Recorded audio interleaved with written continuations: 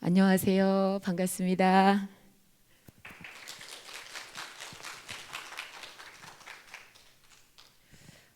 저는 인천에 있는 주한제일교회를 섬기고 있는 이은경 사모입니다.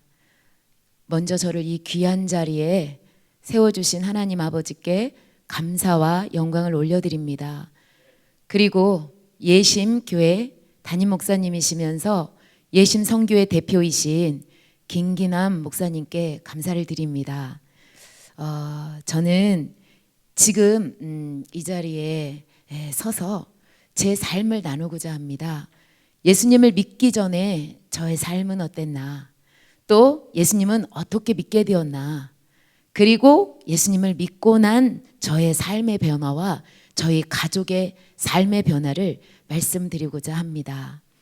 먼저 저는 예수님을 믿기 전에 저의 환경, 사실 저는 태어나서 보니까 제가 태어난 환경은 제가 살던 집은 절이었습니다.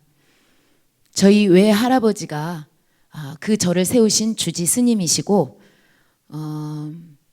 저희 엄마는 아예 절에서 그렇게 평생을 어려서부터 살다가 저희 아버지와 결혼해서 피치 못할 사정에 의해서 저희 아버지의 형편 상황 때문에 처가살이를 하는 그런 상황 속에서 제가 태어났습니다. 그래서 저는 선택의 여지 없이, 종교의 선택의 여지 없이 저는 불교인으로 살게 되었고, 절집은 저의 놀이터이자 집이었습니다. 초등학교 때 학교에서 돌아오면 가장 먼저 법당에 들어가서 부처님 저 학교에 다녀왔습니다 하고 제가 합장을 하고 부처님께 인사를 하고 할아버지한테 가서 할아버지 저 학교에 다녀왔어요 하고 인사를 드리곤 했습니다. 눈만 뜨면 저의 귓가에는 반야신경, 천수경, 카세트에서 24시간 늘 들려오는 게 저의 일상이었습니다. 사실 그때는 그렇게 들려오던 그 불경의 소리가 정말 정겨웠습니다. 정말 거룩해지고요. 왠지 마음의 안정감을 주었습니다. 사실 저는 저를 싫어하는 사람을 이해할 수가 없었어요. 제가 고등학교 때 수학여행을 갔는데 설악산에 있는 큰 절을 가게 되었는데 절을 만나니 제가 너무나 좋은 거예요. 그래서 와 절에 왔다 하고 제가 안으로 들어가서 막 구경을 하려고 하는데 친구들이 저 옷을 잡는 거예요. 가지 말라고. 무섭지 않냐고. 친구들은 절이 무섭다는 거예요. 그래서 제가 그랬어요. 아이고 나는 너네들 때문에 정말 교회 가고 싶지 않아 막 이랬어요. 꼭 그렇게 유별나게 아주 티를 내는 친구들 때문에 사실 예수 믿는 친구들 별로 좋아하지 않았습니다. 저희 동네에는 저희 외갓집 때문에 예수 믿는 사람이 단 한 사람도 없었습니다. 4월 초 8일이 되면은 저희 외갓집이 큰 높은 산의 중턱에 있었는데 그 중턱에서부터 시작해서 신장로까지 빨간 그 등이 쫙 켜져 있었어요. 미리 등을 켜기 때문에 그 광경은 장관이었습니다.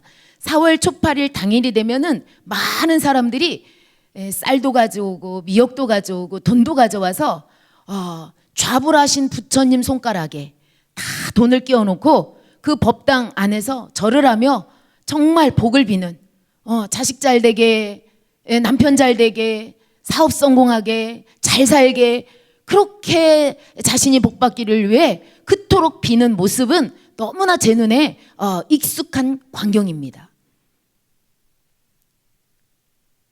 사실 저는 초등학교 때 우리 외갓집은 소풍의 그런 장소였어요. 초등학교, 중학교 이런 학교들이 저희 외갓집으로 소풍을 왔습니다. 유적지 같은 그런 문화지 같은 그런 데라고 해가지고 소풍을 이렇게 왔는데 제가 그때마다 저는 외갓집에 오는 것이 꼭 이제 저희 집에 오는 거잖아요. 별로 재미가 없는 거예요. 외갓집에 온다고 하면 시큰둥했던 기억도 있습니다. 그래서 어려서부터 친구들은 제가 절집 손녀딸이라는 거를 너무나 잘 알기 때문에 저를 전도할 생각을 하지 않았어요. 그래서 초등학교 때 단 한 번도 제가 친구들한테 전도를 받아본 적이 없어요. 우리 친구들, 교회 다니는 친구들 굉장히 많았거든요. 그럼에도 불구하고 쟤는 할아버지가 스님이셔. 절에서 사는 아이야. 이래서 저를 전도하는 친구가 없는 거예요. 그래서 그런지 저는 아주 어려서부터 난 불교인이야. 나는 부처님 믿고 극락 갈 거야. 라고 하는 생각이 뼛속까지 있었습니다. 그리고 또 하나는 제가 선택의 여지 없이 나는 불교일 수밖에 없는 이유가 또 하나 있었습니다. 그것은 저희 외할아버지가 저희 엄마를 살려주셨기 때문입니다. 저희 엄마가 장티푸스로 쓰러지셔가지고 몇 개월을 정신을 잃었던 적이 있었어요. 저를 낳고 몇 개월 만에. 그래서 저는 아주 갓난아기였고 저희 엄마는 정신을 잃으셔서 자식인지 그러니까 딸인지 아들인지 구분을 못 하시고 들어 누워 있는 상태에서 저희 할아버지가 스님이시면서 한의사 같은 그런 일들을 많이 하셨기 때문에 약초란 약초는 너무 정말 한의사보다 더 뛰어난 그러한 한의학의 지식이 있으셔서 약초를 직접 게다가 저희 엄마를 지극정성으로 몸 고안을 해주셨기 때문에 저희 엄마가 살아나셨어요. 그 살아나시는 기간 동안 할아버지가 저를 키워주셨어요.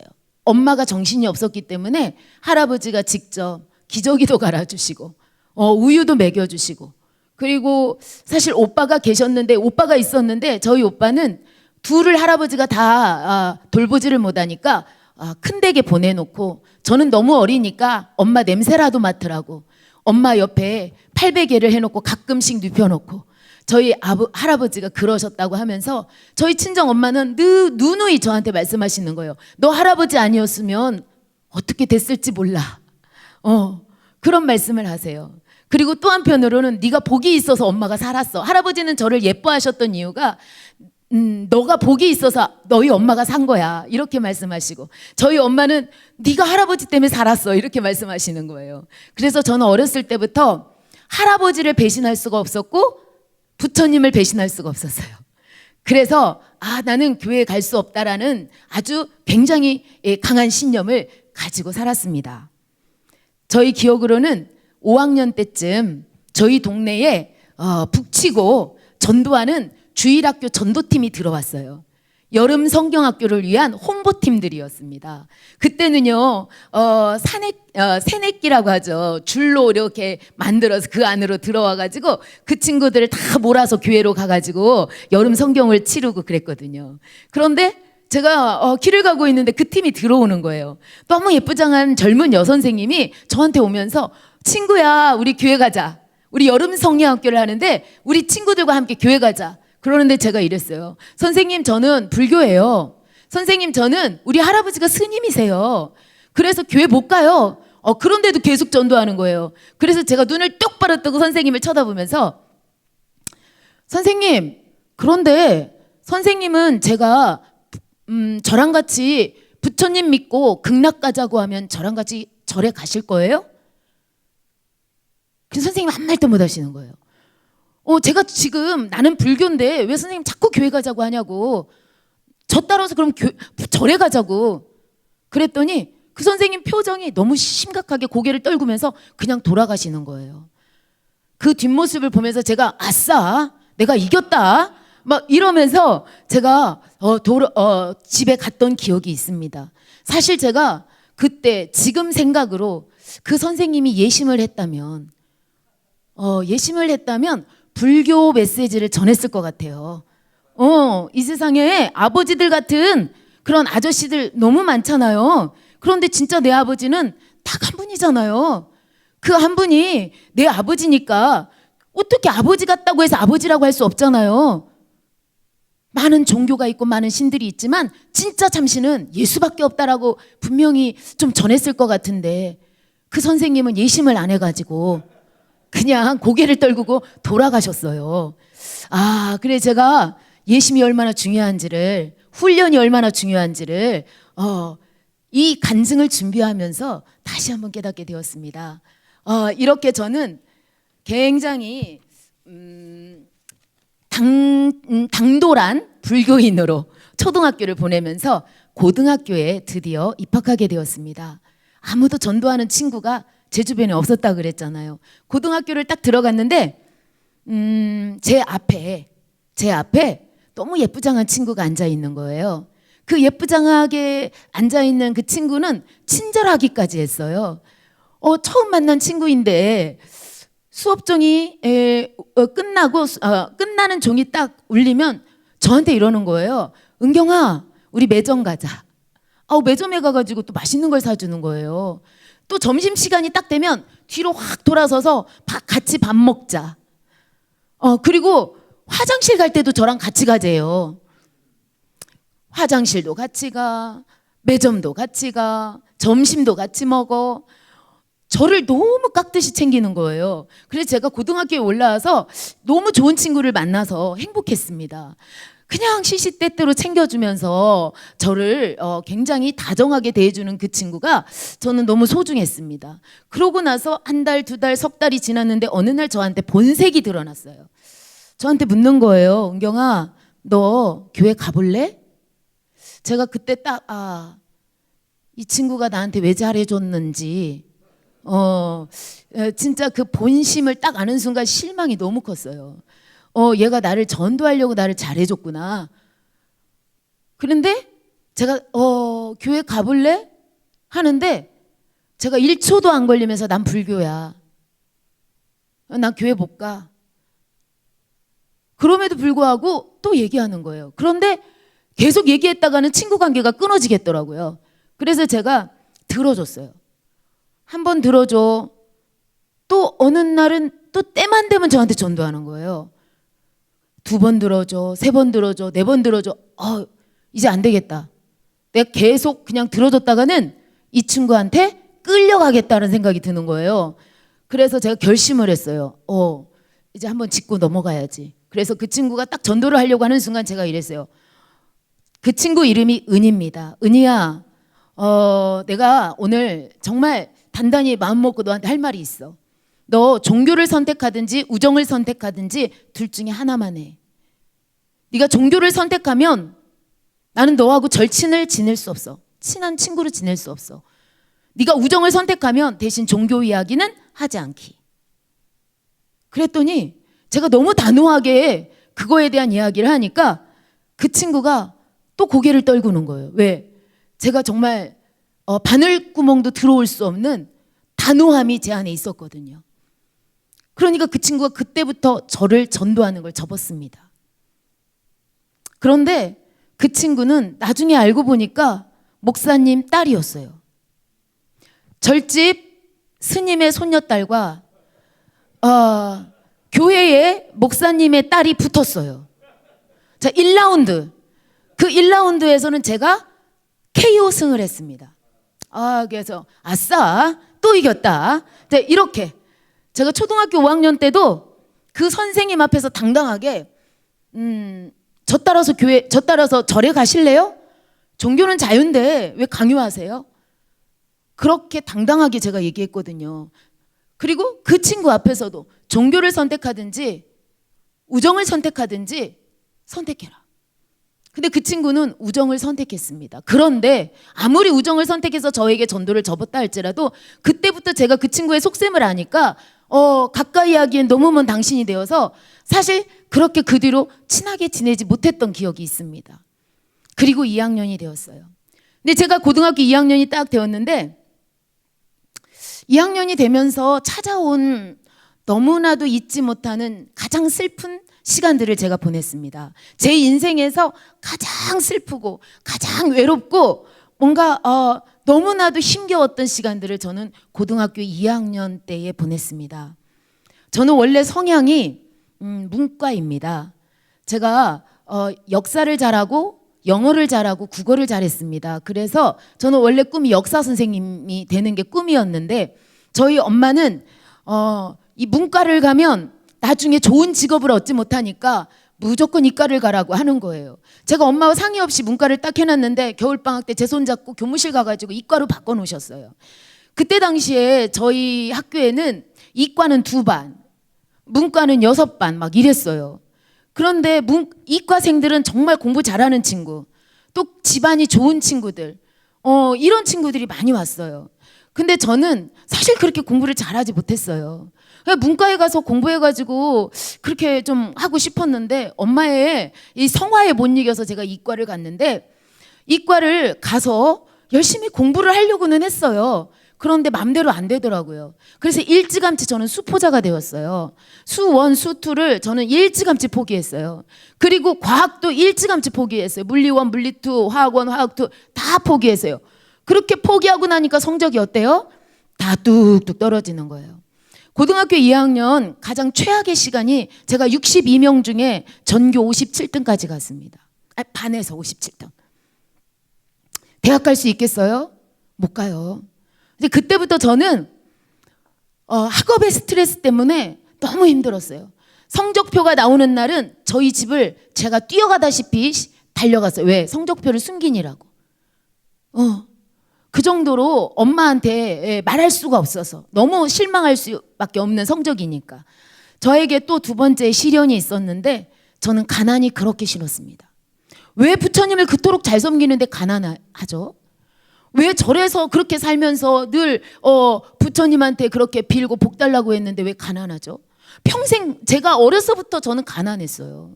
아버지 어머니가 가난 때문에 너무 두 분이 많이 싸우셨어요. 그래서 대학을 가는 것은 저한테 꿈도 못 꾸는 거였는데 저희 엄마의 교육열 때문에, 엄마가 무슨 짓을 해서라도 대학을 가르쳐 놓으마. 여자도 대학 가야 돼. 공부해야 돼. 무조건 가. 엄마가 밀어줄게. 그런데 엄마는 열정만 있지 밀어주실 수가 없는 상황인 거예요. 그래서 저는 참고서 한 권을 제대로 사보지를 못했고 용돈 한 번을 제대로 받아보지 못했어요. 참고서 없는 공부를 하는 거예요. 다른 친구들 과외하고 다른 친구들 학원 갔을 때 저는 그런 걸 해본 적이 없어요. 그래가지고 가난에 대한 이 슬픔이 있습니다. 친구들이 도시락 반찬을 가지고 오면 비교가 돼요. 저는 도시락 반찬이 항상 김치였어요. 가방에 김치 국물이 다 배어가지고 언제나 참 부끄러웠어요. 그렇게 가난 때문에 힘들었던 결국 제가 공부의 성적이 떨어졌다는 사실을 엄마한테 들통이 나가지고 엄마가 너무 충격을 받은 나머지 저를 독서실에 집어넣어 주셨어요. 그때 당시 독서실에는 잠도 자고 밥도 해먹고 할 수 있었어요. 그래서 아예 독서실에서 생활을 하게 되었습니다. 세 번째, 제 인생의 가장 큰 슬픔의 2학년을 보내면서 저는 외모에 대한 스트레스가 굉장히 심했습니다. 저희는 세 자매가 있습니다. 제가 맞이입니다. 여동생 둘은 너무 예뻐요. 근데 걔네들은 너무 예쁜데 저는 동생들과 너무 비교되게 좀 동생들보다 많이 떨어지는 거예요. 동네 어르신들이 저한테 별명을 지어주셨어요. 그 별명이 매주예요. 왜 웃으세요? 비웃으시면 건강에 해롭습니다. 비웃지 마세요. 제가 별명이 매주예요. 절대 매주같이 생기지 않았는데 매주라고 하니까 정말 어려서 너무 상처가 컸어요. 외모에 대한 스트레스 때문에 제가 사춘기가 오는 그 기간 동안 굉장히 외로웠습니다. 너무 자신감이 없고 항상 비교당하는 제 모습 속에서 제가 너무 고통을 많이 받았어요. 동생들하고 길을 가면 동생 친구를 만나면 우리 언니야. 그러면 귓속말로 이러는 거예요. 친언니야? 길을 가다가 제 친구를 만나면 우리 동생들이야. 그러면 제 귀에다 대고 친동생이야? 정말 그런 이야기를 들을 때마다 저는 동생이 예뻐서 참 좋지요. 그런데 제 자신을 생각했을 때 슬펐습니다. 그래서 제 엄마한테 제가 엄마 나를 왜 이렇게 못생기게 태어나게 해준 거야? 왜 동생들은 예쁘게 낳아주고 나는 못생기게 태어나준 거야? 막 울었어요. 그래서 우리 엄마도 막 우셔요. 제가 울면. 너 이뻐. 이쁜데 왜 그러니? 막 이래요. 그런 거짓말을 하시는 우리 엄마를 보면서 너무 제가 안쓰러우셨어요. 근데 틈만 나면 제가 한 번씩 가끔 엄마한테 그렇게 엄마 마음을 아프게 하는 이야기를 했습니다. 네 번째, 저는 공부도 못하고 얼굴도 안 예쁘고 가난해도 괜찮아요. 그런데 엄마 아빠 두 분이 싸우시는 건 견딜 수가 없더라고요. 저희 부모님이 하루가 멀다 하고 싸우셨어요. 저는 저희 부모님이 싸우는 모습을 보면서 집에 가고 싶지 않았습니다. 고등학교 2학년 전까지는 그래도 늘 열심히 학교집 잘 다녔는데 고등학교 2학년 인생이 너무나 힘들다라고 느끼는 순간부터 저희 부모님이 싸우시는 모습을 견딜 수가 없었어요. 집에 가기 싫었습니다. 학교 가기 싫었습니다. 왜? 공부가 떨어지니까, 성적이 떨어지니까 학교도 가기 싫어요. 집에도 가기 싫어요. 친구들도 제가 저절로 멀어지더라고요. 스스로 습다예요. 스스로 왕따를 시키는 습다가 되어서 너무 인생이 암울해요. 어두워요. 그래서 생각했어요. 아니 왜 이렇게 인생이 힘들지? 내 인생이 왜 이러지? 이게 뭘까? 그런 생각을 하면서 여기에서 탈출하는 방법이 무엇일까? 결론을 제가 냈습니다. 집에도 가기 싫고 학교도 가기 싫고 친구도 만나기 싫고 아무것도 하기 싫은 저에게 한 가지 길이 있었습니다. 그것은 죽는 거였어요. 저는 죽기로 결심했습니다. 죽어야겠다. 이렇게 힘든 세상, 내가 내 맘대로 되지 못하는 이 세상, 내가 왜 우리 부모 밑에서 태어났지? 내가 왜 이렇게 가난하게만 살아야 하나? 나는 왜 이렇게 외모에 대한 스트레스를 받고 살지? 왜 성적은 이렇게 떨어지는 거야? 나 할 수 있는 게 뭐가 있어? 외모도 내 맘대로 안 돼요. 가난도 내 맘대로 안 돼요. 성적도 내 맘대로 안 돼요. 우리 부모님 내 맘대로 할 수가 없었어요. 아무것도 내 맘대로 할 수가 없는 거예요. 그런데 죽는 건 내 맘대로 할 수 있겠더라고요. 죽으면 다 끝나지 라는 생각에 딱 도달하게 되었어요. 죽자. 그래서 참 슬픈 이야기지만 제가 유서를 썼습니다. 유서를 2장 정도 써가지고 가방에 갖고 다녔어요. 어떻게 죽어야 되나를 그때부터 생각했습니다. 약 먹고 죽어야지. 그래? 또 다른 방법은 없을까? 목매달아서 죽어야 되나? 떨어져서 죽어야 되나? 어디 가서 어떻게 좀 죽어야 되나를 그때부터 묵상하기를 시작했어요. 죽음을 묵상하기를 시작했어요. 그리고 기한도 정했어요. 고등학교 3학년 대학 입시 전에 죽자. 그런 기간도 정해놨어요. 이왕이면 빨리 죽자. 고등학교 2학년 때. 그래서 제가 죽으려고 시도를 했는데 죽으려고 시도만 하면 제 앞에 뭐가 나타나는 거예요. 근데 그 나타나는 분이 저희 엄마예요. 저희 엄마가 다 나타나는데 마치 제가 죽으면 저희 엄마도 바로 뒤따라서 꼭 목숨을 끊으실 것 같은 거예요. 그걸 생각하니까 쉽게 행동에 옮기지를 못하겠는 거예요. 그래서 미룬 것이 고등학교 3학년이 되었습니다. 고등학교 3학년 2월 달 개학을 했어요. 개학을 했는데 너무나 암울하잖아요. 너무 어둡잖아요. 너무 앞이 안 보이잖아요. 너무 깜깜하잖아요. 아니 그토록 부처님을 잘 섬겼는데, 그토록 그래도 나는 불교인이야. 난 죽어서 극락 갈 거야. 그런 나름의 그런 신앙이 있었는데 되는 게 하나도 없는 거예요. 죽음이 기다리고 있는 저. 그래서 제가 그날도 개학을 했는데 쉬는 시간에 종이 울리고 제가 밖을 나가서 이렇게 창문이 있어요. 창문에 딱 걸쳐 앉아서 밖을 멍하니 바라보고 있었어요. 너무나 인생이 힘들잖아요. 그냥 아무 생각이 없고 멍 때리고 밖을 쳐다보고 있는데 어디선가 막 후다닥 뛰어오는 소리가 나는데 갑자기 등허리가 그냥 탁 때려주면서 은경아 교회 가자. 할렐루야. 그 친구가 밑도 끝도 없이 1년 6개월 동안 단 한 번도 저한테 교회 가자는 소리 안 했거든요. 제가 우정을 선택하든지 종교를 선택하든지 둘 중에 하나만 해. 그래, 그 이후에 그 친구가 저한테 전도를 단 한 번도 안 했거든요. 그런데 3학년이 되어서 딱 2월 달 개학하고 나니까 제 등허리를 막 힘차게 때리면서 은경아 우리 교회 가자 그러는데요. 왜 그렇죠? 제가 예전에 그런 소리 딱 했으면 아니 얘가 왜 이래? 정말 정색하고 그 친구를 바라보면서 내가 말했잖아. 교회 안 간다고. 나 불교라고 했지. 분명히 이렇게 말했을 것 같아요. 그런데 그날따라 제 마음 안에 이런 생각이 드는 거예요. 사실 자존심 상해서 제 친구한테는 말을 못했어요. 저는 굉장히 인생이 너무 힘겼기 때문에 탈출구를 찾았어요. 부처님을 믿었는데 탈출구가 못 되는 거예요. 절에를 그렇게 뼛속까지 불교인이었던 저와 저의 집이 이토록 어둡고 이토록 저주스럽고 이토록 불행하고 이토록 정말 고통스러운 시간들을 지내오면서 나아지는 게 하나도 없고 날이면 날마다 저희 부모님이 그토록 싸우시고 이루 말할 수 없는 이 우한 질고들이 떠나지 않고 일들마다 꼬이고 저희 엄마의 입에서는 탄식 소리가 끊어질 날이 별로 없었어요. 그러면서 저는 생각이 드는 거예요.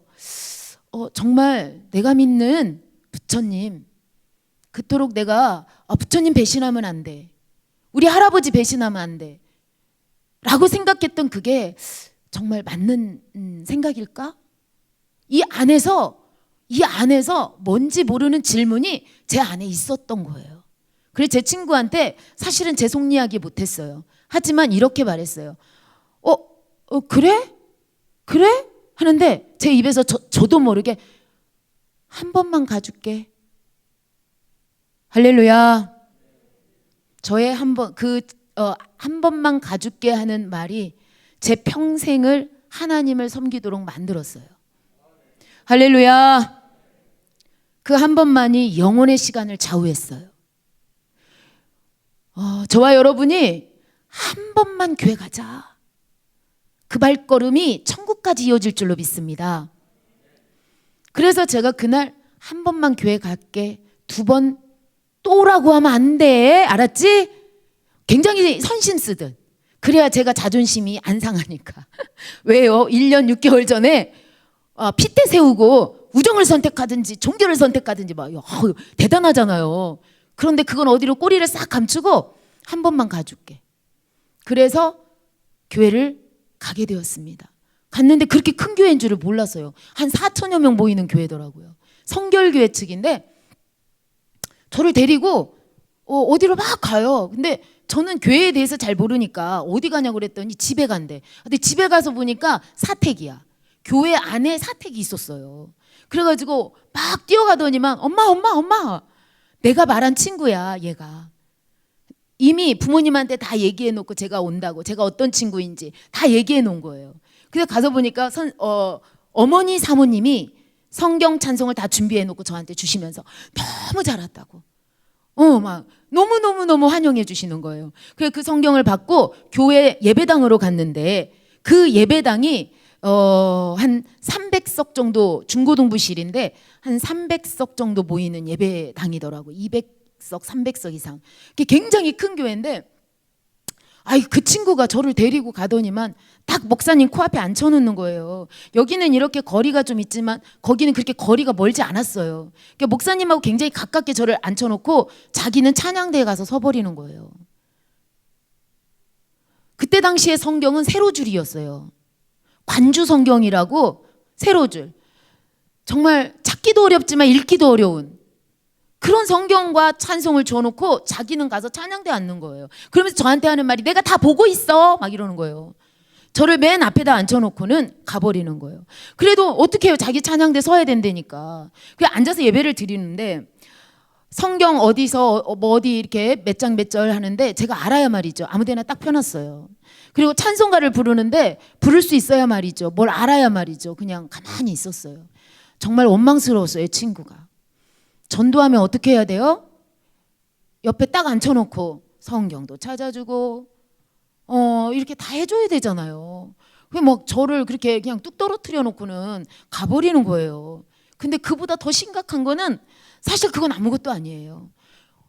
목사님 설교를 요이땡 하고 시작하는데 목사님 설교가 제 말 또박또박 들리시죠? 예심교회 성도 여러분, 또 전국에 시청하는 시청자 여러분, 제 목소리 또박또박 들리시지요? 할렐루야. 그런데 목사님 목소리가 여기에다 파리를 한 10마리 갖다 놓은 것 같아요. 양쪽에다 10마리씩 윙윙윙윙 윙윙윙윙 윙윙윙윙.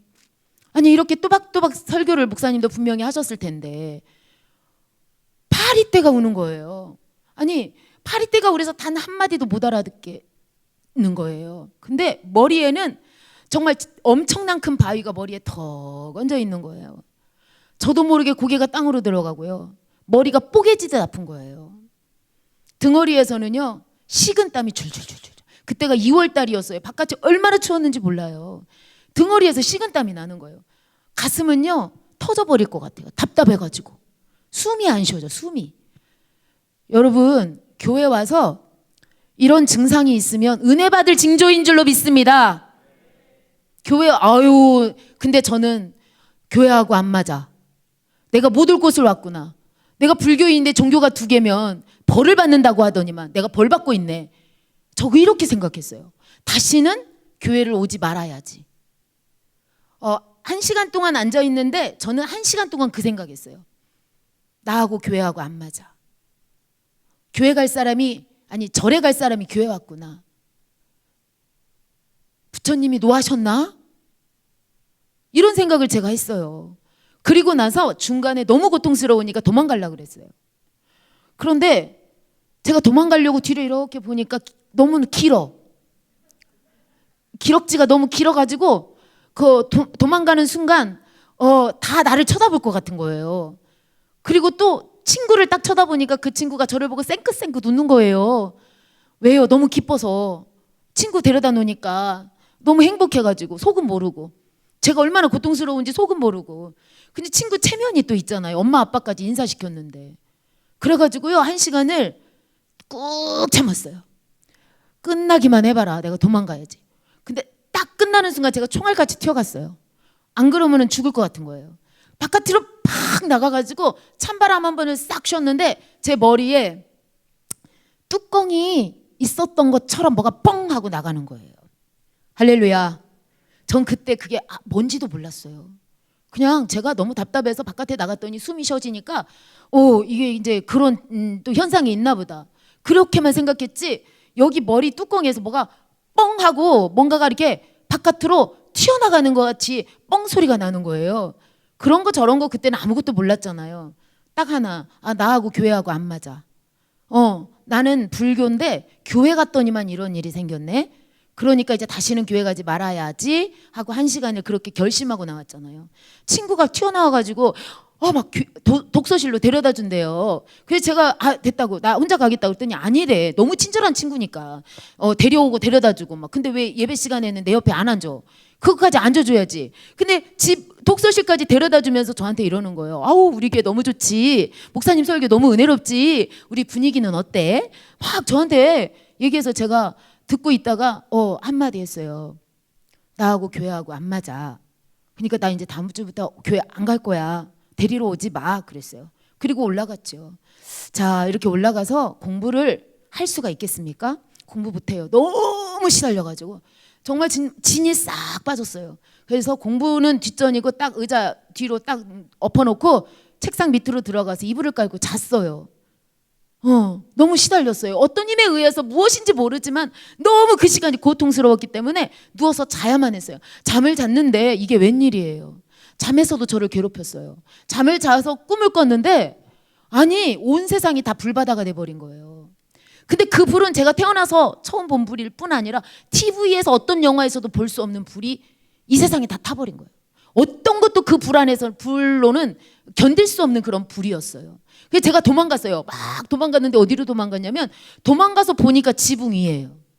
그래서 내가 막 정신없이 도망오니까 중요한 물건을 놓고 온 거예요. 그래서 물건을 놓고 왔구나 하고 가지러 가려고 하는 순간 누군가가 말하는 거예요. 그 물건 가지러 가면 못 온다고.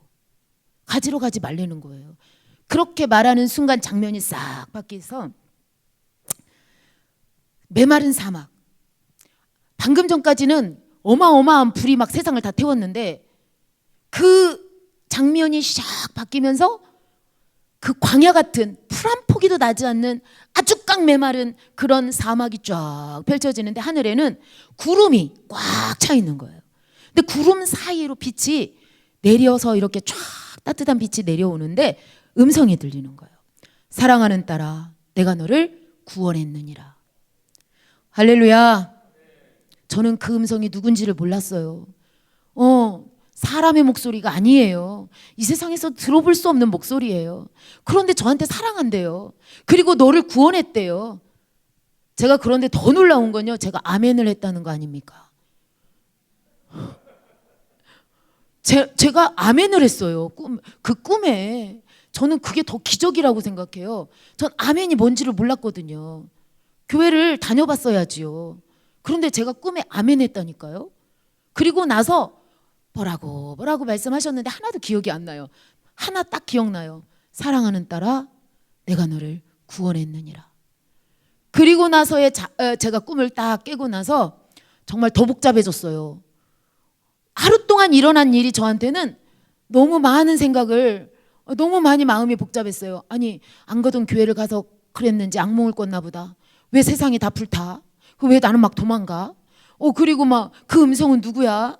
그 메마른 사막에 빛이 이렇게 쫙 비치면서 나를 사랑한다고 그렇게 말씀하는데 그분이 누구지? 헷갈렸어요. 좋은 꿈인가 나쁜 꿈인가. 그런데 좋은 꿈 같기도 하고 나쁜 꿈 같기도 해서 제가 그날 저녁에 정말 잠을 못 잤어요. 하루 종일에 일어났던 일들이 너무 제가 이해를 할 수 없는 일들이 일어났기 때문에 아침 일찍 가방을 메고 학교에 갔어요. 왜? 예수 믿는 친구 기다렸다가 나에게 일어난 현상을 말해주고 싶었어요. 왜냐하면 저희 학교가 미션 스쿨은 아니지만 기독교 그러니까 예수 믿는 기도 동아리가 있어요. 예수 믿는 친구들이 기도 동아리를 만들어서 매주 토요일 날 일찍 끝나니까 자기가 섬기는 교회마다 돌아다니면서 기도회를 하는 거예요. 그런 기도 동아리가 있어가지고 그 친구들은 항상 성경을 갖고 다니고 쉬는 시간에 성경을 읽고 또 점심 시간에 모이고 막 이런 것들을 제가 옆에서 봤거든요. 아침에 일찍 가가지고 일찍 온 친구한테 제가 그 이야기를 다 했어요. 친구야, 내가 교회를 처음 갔는데 이러고 꿈을 꿨는데 이러고 그랬더니 그 친구가 박수를 막 치면서 너무 감사하다는 거예요. 아니 뭐가 감사하냐고. 하나님이 너를 구원했다는 거예요. 하나님 자녀 삼아 주셨다는 거예요.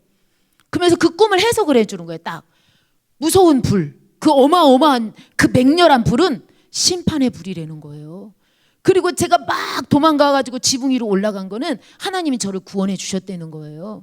그리고 그 메마른 사막, 그것은 제 마음이 돼요. 제 영혼이 돼요. 그 피폐한 마음이 돼요. 그 구름은 하나님의 임재고 빛은 하나님이시, 그 음성은 하나님이시라는 거예요. 그래서 하나님이 저한테 찾아오셔서 저를 사랑한다고 구원했다고 말씀해 주시는 거예요. 그리고 성경을 딱 펴주는데 마태복음 24장에 쭉 읽어주는데 제가 깜짝 놀랐어요. 제가 꾼 꿈 내용에 지붕 위로 도망가고, 제가 물건을 가지러 가려고 그랬더니 가지 말라고 그러고, 이런 이야기가 거기에 나오는 거예요. 마태복음 24장에. 할렐루야. 전 너무 놀랐어요. 성경을 본 적이 없잖아요. 그런데 제가 성경에 있는 이야기로 제 꿈을 꾼 거예요. 이렇게. 그랬더니 제 마음에 좀 의문이 풀렸어요. 그리고 결심했어요. 하나님이 계신가? 정말 하나님이 계신가 보네? 교회를 가볼까? 가자. 이렇게 결정이 됐어요. 근데 제가 나중에 안 사실은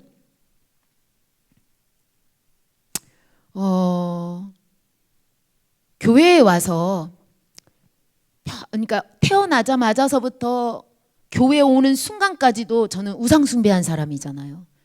근데 그 우상 숭배한 사람이 교회에 앉아서 예배를 드리는데 마귀가 어때요? 동원. 마귀가 총동원해서 하나님 말씀 들으면 어떻게 돼요? 은혜를 확 받아버리잖아요. 그러니까 양쪽 귀에다가 파리를 갖다가 놓은 거예요. 그리고 생각을 하면, 말씀이 들리면 생각하잖아요. 생각 못하도록 머리를 뽀개지게 아프게 만들어버린 거예요. 그리고 숨을 잘 쉬면 어때요? 편안하니까 다음에 또 와야지 생각할까 봐 막 가슴이 막 터져버릴 것 같은 거예요. 등허리에 식은땀 줄줄. 1차, 2차, 3차, 4차를 딱 올가매놓고는 다시는 교회 갈 생각을 못하도록 아주 그냥 장치를 다 해놔버린 거예요. 근데 하나님은 그거보다 더 세게 저에게 찾아오셨어요. 할렐루야. 불교인들이요. 걱정 말고 교회 오세요. 할렐루야. 예수 믿으면 예수님이 우리의 대장 되시잖아요. 다 해결해 버려요. 예. 그래서 저는 그날부터 예수를 믿기로 결정하고 교회를 다녔고, 기독 동아리에 초청이 돼서 같이 팀이 돼서 기도를 시작했는데 한 달도 못 돼서 하나님이 너무나 멋진 방언을 주셨어요. 그래서 그 방언으로 기도를 하는데 1시간도 좋아, 2시간도 좋아, 3시간도 좋아, 무릎만 꿇으면 하나님 기도를 시키시더라고요.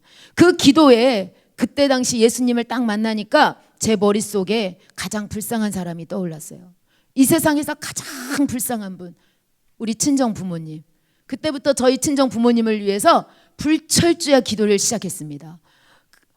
얼마나 기도를 시작했냐면, 얼마나 기도를 많이 했냐면, 고등학교 3학년 때잖아요. 제가 태어나서 처음으로 금식을 시작했습니다. 3일. 그때는 야간 자율학습까지 있어서 9시까지 학교에 있어야 돼요. 그런데 3일을 고등학교 3학년 학생이 공부하면서 금식한다는 게 쉽지 않았어요. 근데 저는 이 세상에서 가장 급한 일이 가족 구원이라고 생각을 했습니다.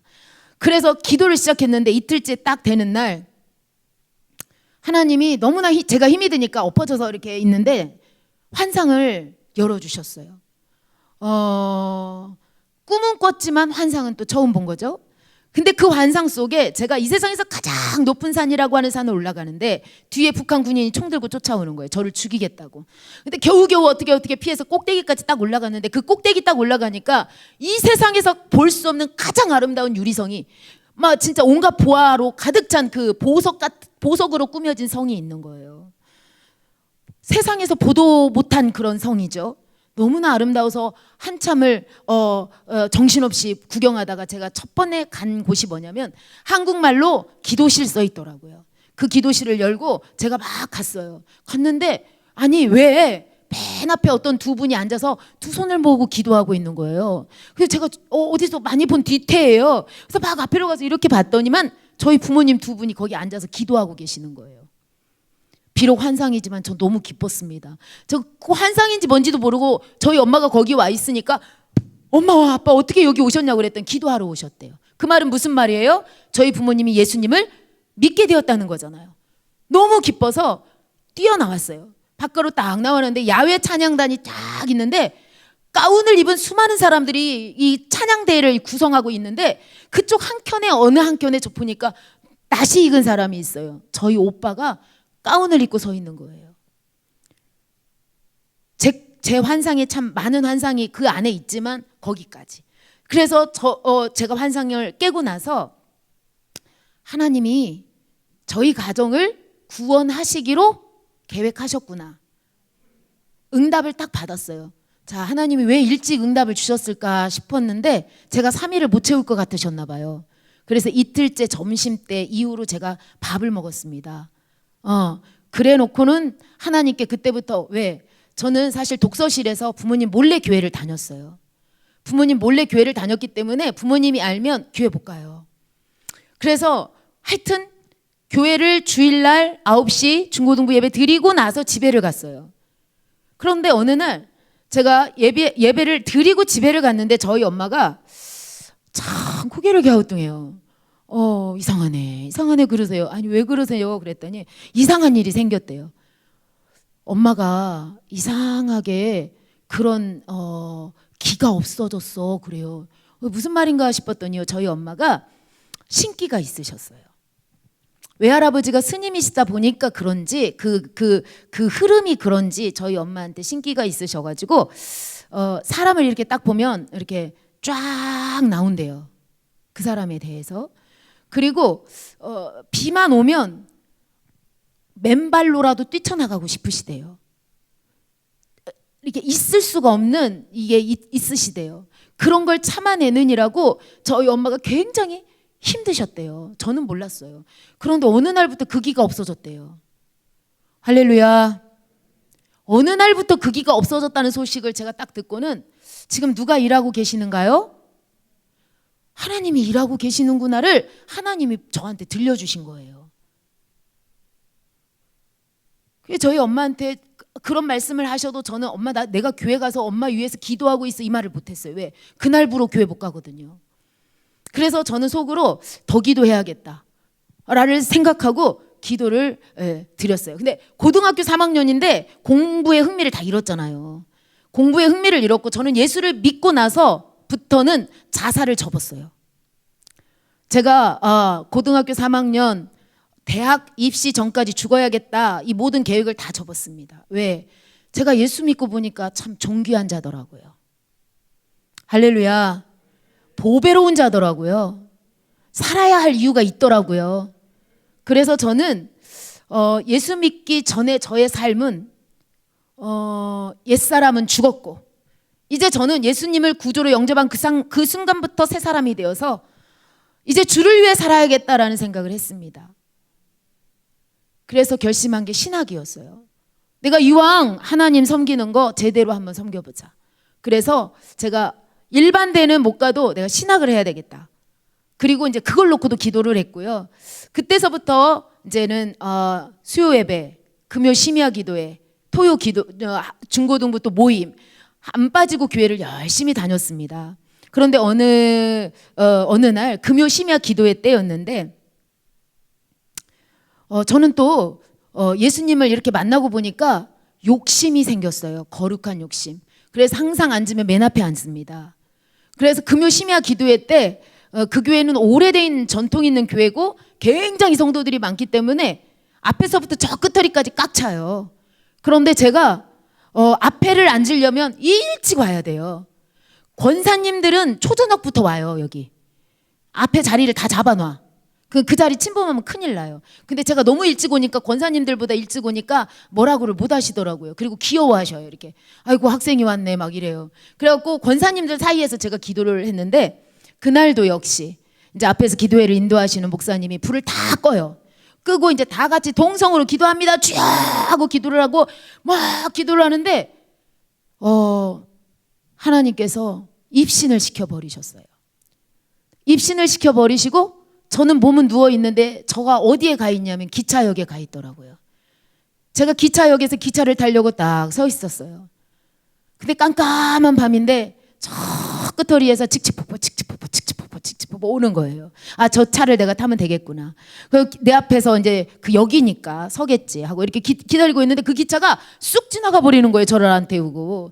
어휴, 아니 왜 날 안 태우지 하고 이렇게 기차를 보니까 밖은 깜깜하고 안은 불을 켜놓고 달렸기 때문에 그 안에 사람들이 다 디테일하게 보이는 거예요. 근데 그 안에 지금 어떤 현상이 일어나고 있냐면 술을 가지고 부어라 마셔라 얼굴이 다 홍당무가 되어서 남여 할 것 없이 뒤 엉켜가지고 아주 그냥 인생을 즐기고 있는 거예요. 그런 기차를 제가 타려고 서 있었던 거예요. 그런데 그 기차가 얼마 못 가서 하늘로 올라가는 거예요. 이렇게 기차가 이렇게 가더니만 이렇게 올라가는 거예요. 제가 그 장면을 옛날에 만화의 은하철도 999에서 봤거든요. 은하철도 999 기차가 하늘을 막 이러면서 노래도 나오잖아요. 이렇게 가다가 이렇게 가는 거예요. 그런데 하늘에 레일도 없는데 올라가. 근데 이렇게 올라가는데 갑자기 어느 딱 지점에 이르더니만 뒤로 기차가 돌돌돌돌돌 말려요. 말리는데 제 눈에 뭐가 보이냐면 어마어마한 큰 구렁이 보여요. 큰 구렁인데 블랙홀 같은 거예요. 그게 돌돌돌 말려서 뚝 떨어지는 거예요. 그 뚝 떨어지는 그곳이 직감적으로 지옥이구나 느꼈어요. 그 기차 안에 그 사람들이 제 눈에 보여요. 뒤 엉키고 소리 지르고 개성을 지르고 막 난리가 난 거예요. 그런 사람들이 그 블랙홀과 같은 그 구렁으로 쑥 떨어지는데 내가 그 기차를 탔으면 어쩔 뻔했나. 나는 그 기차를 타려고 기다리고 있었는데 그 기차가 알아서 지나가 버리고 그 기차 안이 제 눈에 들어오고 그 아수라장된 그 모습들이 제 눈에 들어오고 그게 지옥이라고 하는 것을 깨닫게 되고 큰일 날 뻔 알았구나. 예수 안 믿었으면 저 기차를 탔을 텐데 내 인생의 죽음 이후에 저 지옥 같겠구나. 인생이 죽음으로 끝이 아닙니다. 죽음 이후에는 반드시 천국과 지옥이 있습니다. 미국 가는 비행기를 타면 미국에 도착하듯이 예수님을 믿기만 하면 천국에 도착합니다. 그런데 제가 그 지옥이라는 것을 느끼면서 뚝 떨어진 그곳에서 가슴이 덜컥해서 이렇게 보았는데 저 끝허리에서 뭐가 날라와요. 근데 점점 날라오더니만 거대한 새인 거예요. 새. 근데 비둘기 같은 새인데 착 제 앞에 앉더만 날개로 저를 딱 들어서 머리에 앉혀놓는 거예요. 그리고 날는데 앞에서 목사님이 옛날에 이렇게 종이 있었어요. 종.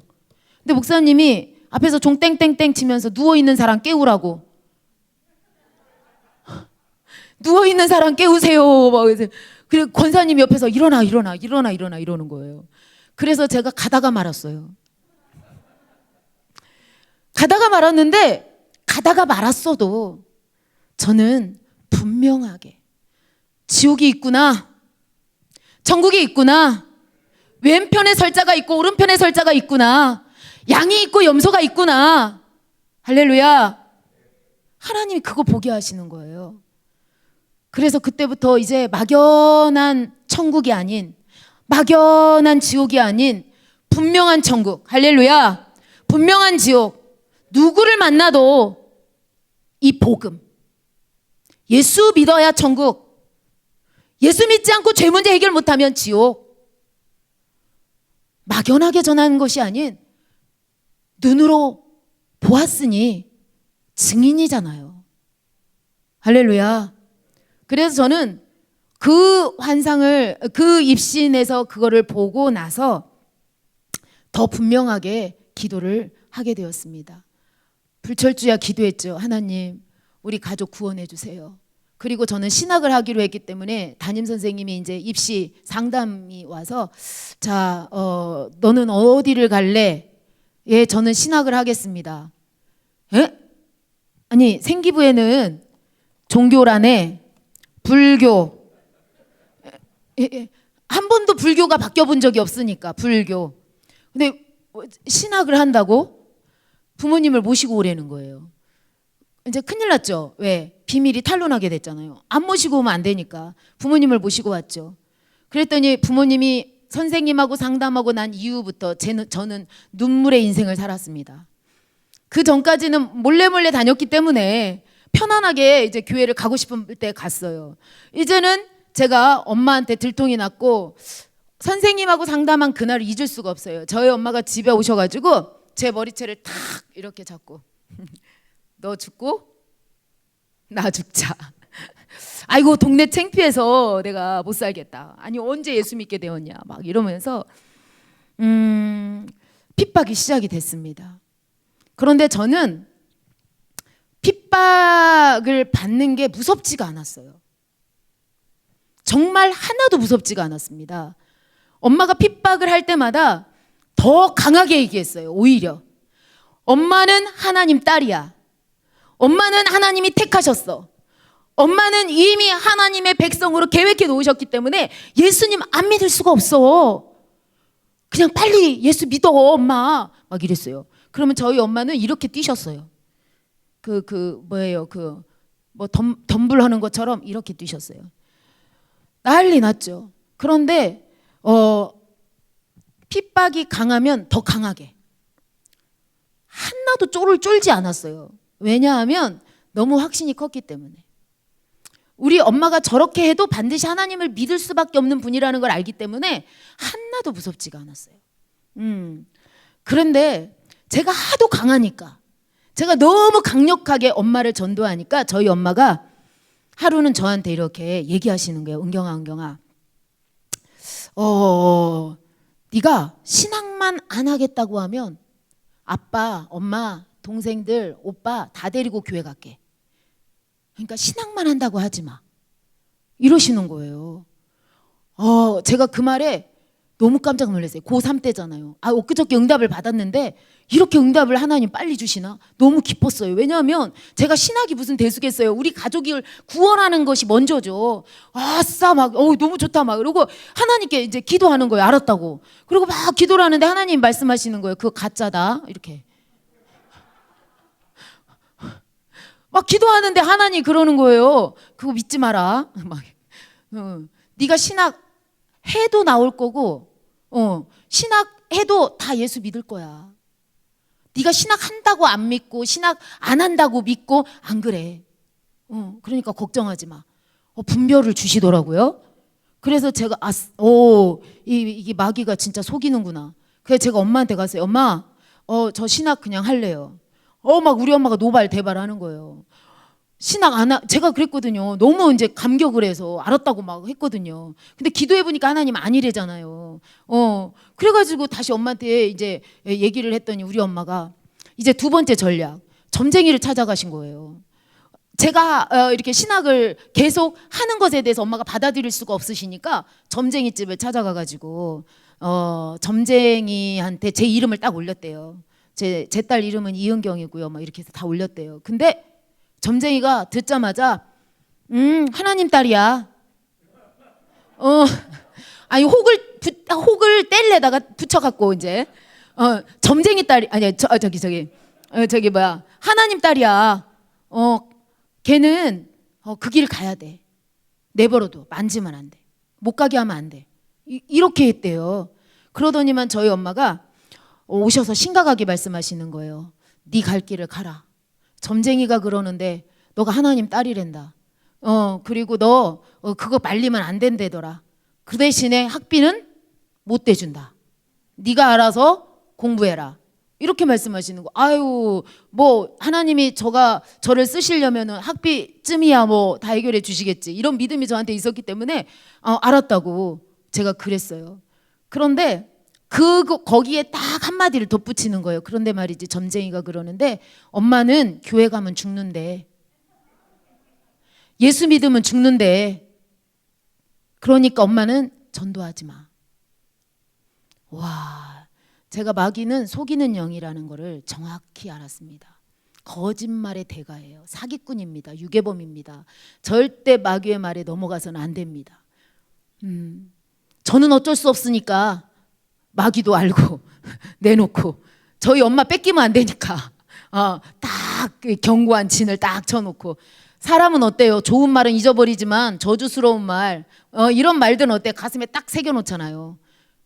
그래가지고 저희 엄마가 이제 교회 가면 죽는다고 생각을 딱 머릿속에 하는 거예요. 그래서 제가 전도를 하면 끄떡도 안 하시는 거예요. 끄떡도. 그래서 이제 저는 신학을 하게 되었고 사실 저희 부모님은 제가 예수 믿고 나서 한 10년 정도 됐을 때 돌아오셨어요. 어떻게 돌아오셨냐면은 그러니까 하나님이 10년을 기도시켰는데 어떻게 기도시켰냐면 저는 하나님 앞에 기도를 할 때 정말 모세의 기도가 저는 별로 보이지 않아요.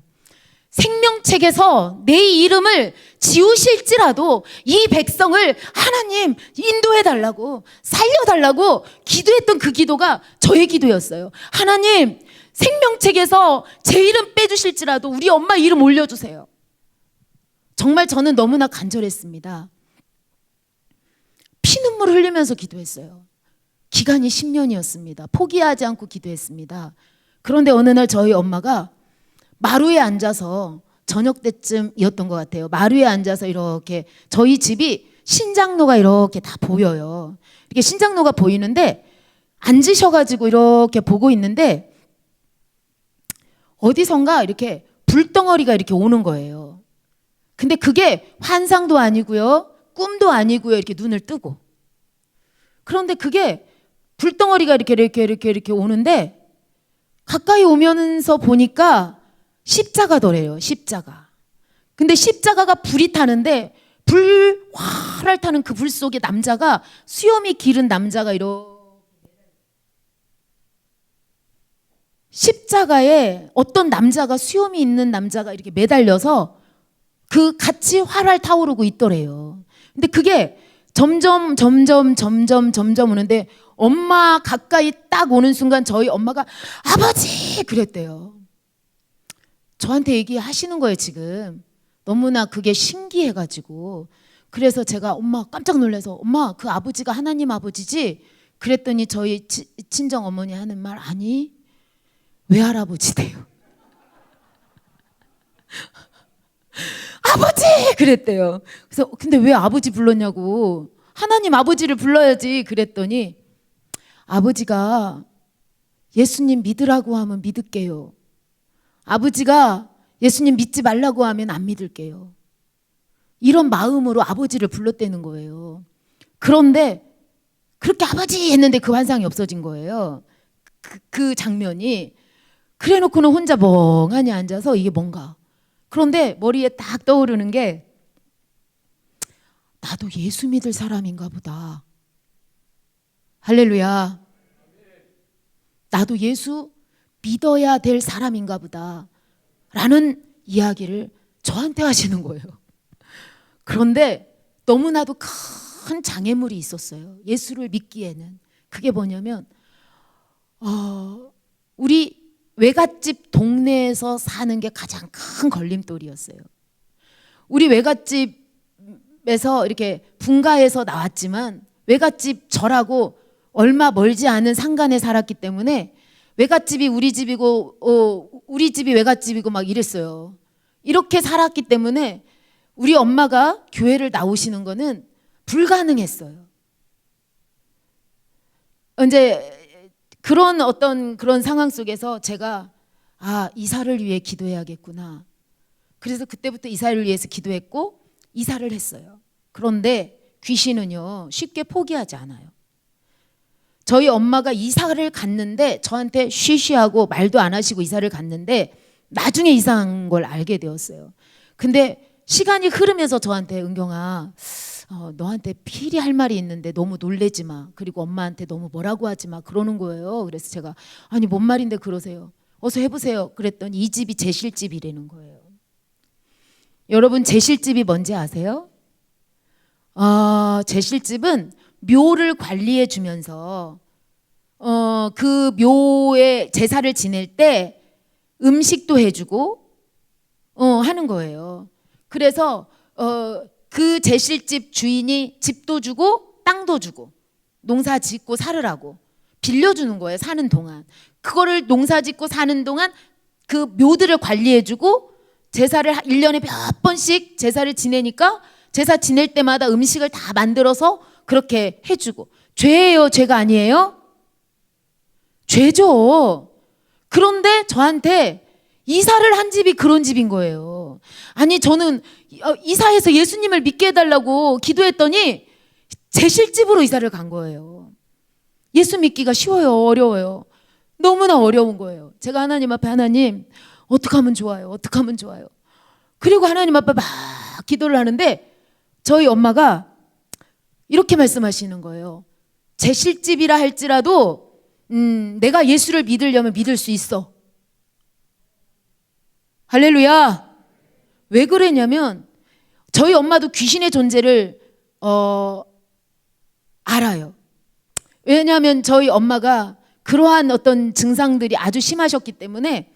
그런데 어느 순간 제가 예수 믿고 엄마가 그 증상이 사라지고 그런 점쟁이집만 가면 신내림을 받아서 무당 노릇이나 점쟁이 노릇을 해야 된다고 저희 엄마한테 언제나 말씀하셨대요. 근데 저희 엄마는 그럼 엄마 왜 안 하셨어요? 제가 그랬어요. 저희 어렸을 때는 그거 있는지도 몰랐어요. 근데 나중에 말씀하신 거예요. 저희 엄마가.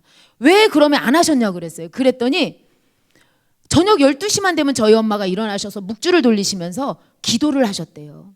기도 내용은 부처님 무당 노릇 안 하게 해주세요. 점쟁이 노릇 안 하게 해주세요. 우리 자식들 어떻게 되겠어요? 제가 무당이고 제가 점쟁이면 내 아들, 내 딸 누가 데려가겠어요? 누가 좋다고 하겠어요? 누가 점쟁이 아들 사윗감 받아주겠어요? 점쟁이 딸 며느리 좋다고 하겠어요? 내 자식들 앞날을 생각해서 저는 안 할 거예요. 도와주세요 하고 묵주를 돌리면서 밤 12시만 딱 되면 지성을 그렇게 다해서 기도를 하셨다는 거예요. 여기에서 예심의 메시지 또 한 가지. 목사와 무당. 목사도 신받아서 사역을 하고 점쟁이도 신받아서 일을 하는데 둘이 뭐가 다르겠어요? 점쟁이는 가장 저주스러운 말이 네 자식도 점쟁이 노릇해라. 그럼 이만큼씩 뛰어요. 그리고 원수 돼요. 목사님 자녀가 주의 종이 되시기를 바래요. 그러면 어때요? 내 마음이 그 마음이에요. 기도해 주세요. 감사해요. 이게 차이점이라는 거예요. 저희 엄마를 통해서 저는 그 예와 딱 보면서 정말이에요. 정말 참신과 거짓의 신이 다르다는 거예요. 이렇게. 할렐루야. 그래서 저희 엄마가 저한테 그런 이야기를 하는 거예요. 비록 여기가 제실집이지만 내가 교회를 나갈 수 있다고. 그래서 교회를 나가셨어요. 교회를 딱 나가셨는데 큰 마음을 먹고 나가셨잖아요. 아유 막 그래 예수님 믿어보자 하고 나가셨잖아요. 그런데 나가셔서 다 같이 사도신경으로 신앙 고백하시겠습니다. 딱 앉으는데 나미아비탑을 관세음보살. 저희 엄마는 너무 심각한 거예요. 전능하사 천지를 만드신 이게 나와야 되는데 나무아비탑을 관세음보살. 이게 저절로 갔다 와갖고 너무 심각해지셨어요. 못 가겠다고. 그래서 제가 엄마 회개해야 돼. 우상숭배한 죄 회개해야 돼. 철저히 회개해야 그것이 없어져. 하나님 앞에 회개의 영을 달라고 기도하셔요. 제가 그랬어요. 그랬더니만 저희 엄마가 정말 그 말에 순종하시고 기도를 시작하셨어요. 하나님 저 회개하게 해주세요. 우상숭배한 죄 잘못했어요.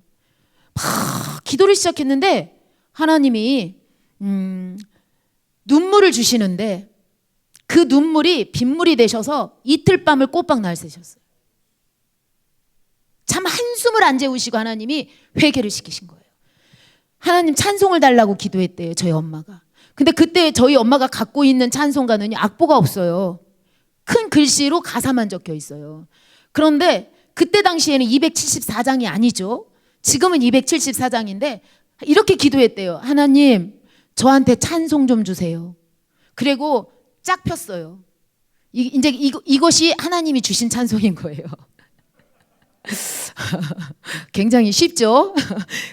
딱 펴서 봤는데 나 행한 것 죄뿐이니. 제목을 딱 보는 순간 저희 엄마가 이게 나한테 주신 거다라는 생각을 하신 거예요. 그 찬송을 음정도 모르고 아무것도 몰라요. 그런데 읽으시면서 나 행한 것 죄뿐이니 주 예수께 비옵기는 그 찬송을 막 하면서 물 가지고 날 씻든지 불 가지고 태우든지 내 안과 박 내 모든 죄 멸하소서. 그 찬송을 부르면서 그 한 곡 갖고 이틀을 날 새신 거예요. 철저하게 하나님이 회개를 시키시고 우상 앞에 절한 죄, 우상 앞에 복을 빈 죄, 우상 섬기게 한 죄, 우상 예수 믿는 딸 핍박한 죄, 하나님 앞에 회개를 하는데 그렇게 회개를 싹 하고 나니까 교회를 갔더니만 그때부터 전능하사 천지를 만드시니 나오더라는 거예요. 할렐루야. 자, 이렇게 저희 부모님이 예수님을 믿게 되었고 저희 엄마가 지금은 권사님이 되셨습니다. 어떤 권사님이 되셨냐면 전 세계를 놓고 기도하시는 중보 기도자가 되었습니다. 코로나를 위해서, 전 세계 가난한 나라를 위해서, 굶어 죽고 기아로 허덕이는 나라를 위해서, 공산권 나라를 위해서, 선교사님들을 위해서, 대한민국을 위해서, 대통령과 위정자들을 위해서, 대한민국에 세워진 교회를 위해서, 목사님들을 위해서, 자신이 섬겼던 교회를 위해서, 자신의 자녀들을 위해서 하나님 앞에 엎드려서 기도를 하는데 그 기도가 얼마나 귀한지. 제가 그렇게 기도했거든요. 하나님 동역자 주세요. 저희 엄마가 동역자 되게 해주세요. 그대로 하나님 응답해 주셨습니다. 지금은 저희 가족 오빠가 집사님 부부가 되셨습니다. 저희 동생들이 다 예수님을 믿는 하나님의 자녀가 되었습니다. 한 사람 예수 믿으니까, 한 사람 제대로 하나님 만나니까 주 예수를 믿으라. 그리하면 너와 내 집이 구원을 받으리라. 다른 이름으로는 구원을 얻을 만한 이름이 없나니 천하 사람 중에 구원을 받을 만한 이름을 우리에게 주신 일이 없다. 구원은 오직 예수. 할렐루야. 그래서 지금은 저희 가정이 가장 행복한 믿음의 가정으로 세워졌고 하나님의 나라를 위해서 달려가는 믿음의 가정이 되었습니다. 저는 지금까지 예수 믿는 그 순간부터 지금까지 하나님의 영광을 위해 살려고 몸부림치는 사람이 되었고 그 모든 우상을 다 벗어버리고 이제는 이렇게 복음을 전하는 전도자까지 되었습니다. 하나님께 영광을 올려드립니다. 모든 영광 하나님께 올려드립니다. 부족하지만 저의 간증을 들어주셔서 진심으로 감사를 드립니다. 고맙습니다.